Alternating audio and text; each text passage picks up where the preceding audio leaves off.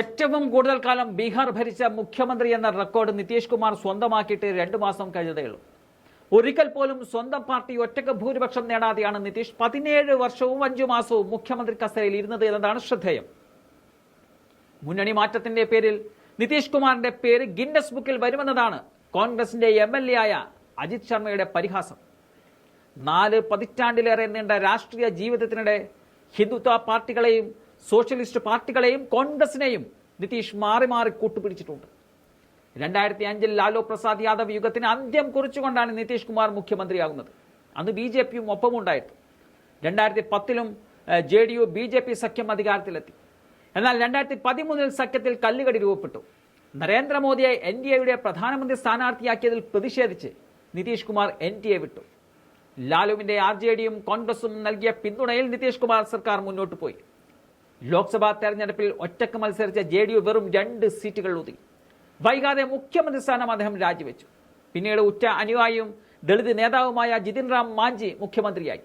9 മാസത്തിനകം മാഞ്ചിയെ പുറത്താക്കി നിതീഷ് കുമാർ വീണ്ടും മുഖ്യമന്ത്രിയായി. 2015 നിയമസഭാ തെരഞ്ഞെടുപ്പിൽ JDU RJD കോൺഗ്രസ് മഹാസഖ്യം 240 മുതൽ 178 സീറ്റുകൾ നേടിയിരുന്നു. BJPക്ക് വെറും 58 സീറ്റുകളാണ് കിട്ടിയത്.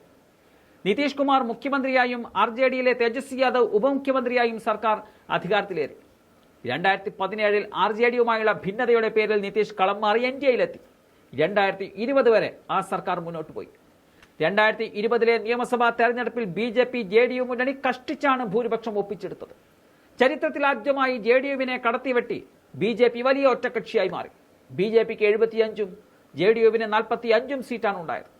JDU മത്സരിച്ച സീറ്റുകളിൽ ചിരാഗ് പാസ്വാൻ BJP വിമതരെ LJP ലേബലിൽ രംഗത്തിറക്കിയതാണ് സീറ്റ് കുറയാൻ കാരണം.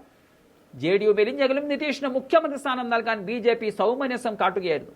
അങ്ങനെ നിതീഷ് വീണ്ടും അധികാരത്തിലേറി.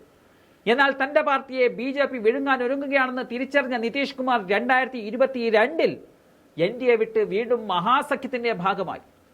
നിതീഷിന്റെ നേതൃത്വത്തിൽ JDU RJD കോൺഗ്രസ് സർക്കാർ അധികാരത്തിലേറി. ഇടതു പാർട്ടികൾ പുറത്തുനിന്നും പിന്തുണ നൽകുകയും ചെയ്തു. 1.5 വർഷത്തിന് ശേഷം ഈ സഖ്യവും തകർന്നു. നിതീഷ് NDAയിലേക്ക് വീണ്ടും തിരിച്ചുപോയി. അദ്ദേഹം മുഖ്യമന്ത്രിയായി. ഇന്ത്യ മുന്നണിയുടെ ശില്പിയായിരുന്നു നിതീഷ് എന്ന് പറയാൻ നമുക്ക് സാധിക്കും. മുന്നണിയുടെ ആദ്യ യോഗം ബീഹാറിലെ പാട്നയിൽ നടത്തിയത് നിതീഷ് കുമാർ മുൻകൈയെടുത്തുകൊണ്ടായിരുന്നു.